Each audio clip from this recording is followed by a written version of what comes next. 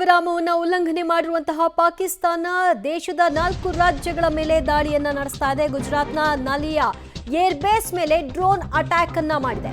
ವಾಯುನೆಲೆ ಗುರಿಯಾಗಿಸಿ ಡ್ರೋನ್ ದಾಳಿಯನ್ನ ನಡೆಸಿದೆ. ಅದರ ಉದ್ದೇಶ ವಾಯುನೆಲೆಯನ್ನ ಧ್ವಂಸಗೊಳಿಸಬೇಕು ಅನ್ನೋದು. ಆದರೆ ನಿರಂತರ ಪ್ರಯತ್ನಗಳನ್ನು ವಿಫಲಗೊಳಿಸುವಂತಹ ಪ್ರಯತ್ನವನ್ನು ಕೂಡ ಭಾರತೀಯ ಸೇನೆ ಮುಂದುವರಿಸಿದೆ.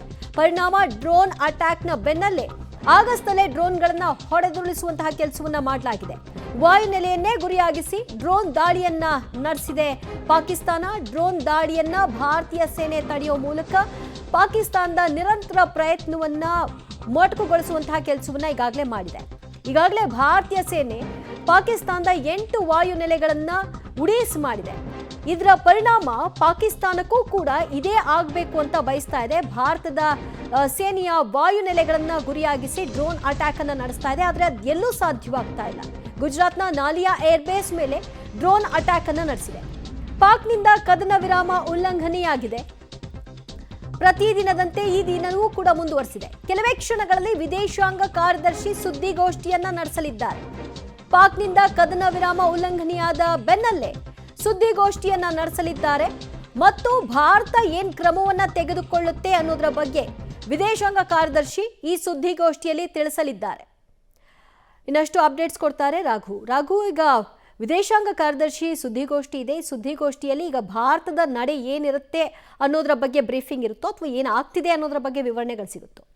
ಮೊದಲಿಗೆ ದಿವ್ಯಾ, ಏನು ಆಗ್ತಾ ಇದೆ ಎನ್ನುವಂಥ ವಿಚಾರವನ್ನು ಸ್ಪಷ್ಟಪಡಿಸುವಂಥ ಕೆಲಸವನ್ನು ಅಧಿಕಾರಿಗಳು ಮಾಡ್ತಾರೆ, ವಿದೇಶಾಂಗ ಕಾರ್ಯದರ್ಶಿಗಳು ಮಾಡುವಂಥ ಕೆಲಸಗಳಾಗುತ್ತೆ. ಪ್ರಮುಖವಾಗಿ ಈಗ ಎಲ್ಲೆಲ್ಲಿ ಏನೇನು ಆಗ್ತಾ ಇದೆ ಎನ್ನುವಂಥ ಒಂದಷ್ಟು ಗೊಂದಲಗಳಂತೂ ಎಲ್ಲರನ್ನೂ ಕೂಡ ಆತಂಕಕ್ಕೆ ಈಡು ಮಾಡ್ತಾ ಇದೆ.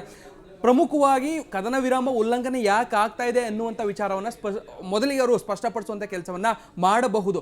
ಜೊತೆಗೆ ಅದಾದ ಮೇಲೆ ಕದನ ವಿರಾಮ ನಿಜಕ್ಕೂ ಉಲ್ಲಂಘನೆ ಆಗಿದ್ರೆ ಭಾರತದ ಪ್ರತ್ಯುತ್ತರ ಏನಿತ್ತು, ಏನಾಗುತ್ತೆ ಎನ್ನುವಂಥ ವಿಚಾರವನ್ನು ಕೂಡ ತಿಳಿಸುವಂಥ ಸಾಧ್ಯತೆ ಇದೆ. ಯಾಕಂದರೆ ಈಗಾಗಲೇ ಕದನ ವಿರಾಮ ಇತ್ತು, ಎಲ್ಲವೂ ಕೂಡ ಸರಿ ಹೋಗ್ತಾ ಇದೆ ಎನ್ನುವಂಥ ಸಂದರ್ಭದಲ್ಲೇ ಪಾಕ್ನ ಈ ನಡೆ ಏನಿದೆ ಇದು ನಿಜಕ್ಕೂ ಒಂದು ರೀತಿ ಆಕ್ರೋಶ ಜೊತೆಗೆ ಬೇಸರ ಕೂಡ ವ್ಯಕ್ತಪಡಿಸುವಂತಹ ನಿಟ್ಟಿನಲ್ಲಿ ಎಲ್ಲರಿಗೂ ಕೂಡ ಕಾಡ್ತಾ ಇರುವಂಥದ್ದು. ಸೊ ಆ ನಿಟ್ಟಿನಲ್ಲೂ ಕೂಡ ಈಗ ಏನಾಗ್ತಾ ಇದೆ ಎನ್ನುವಂಥ ವಿಚಾರವನ್ನು ಮೊದಲಿಗೆ ಸ್ಪಷ್ಟಪಡಿಸಿ ಎಲ್ಲೆಲ್ಲಿ ಏನೇನು ಆಗಿದೆ, ಎಲ್ಲೆಲ್ಲಿ ದಾಳಿಗಳಾಗಿದೆ ಎನ್ನುವಂಥ ವಿಚಾರವನ್ನು ಮೊದಲಿಗೆ ಸ್ಪಷ್ಟಪಡಿಸುವಂಥ ಸಾಧ್ಯತೆ ಇದೆ.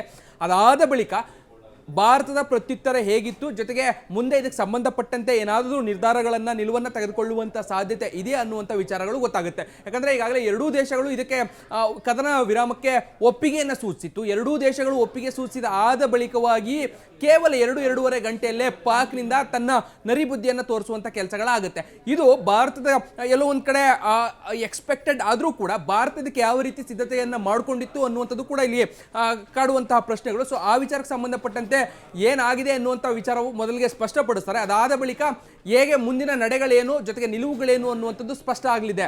ದಿವ್ಯಾ,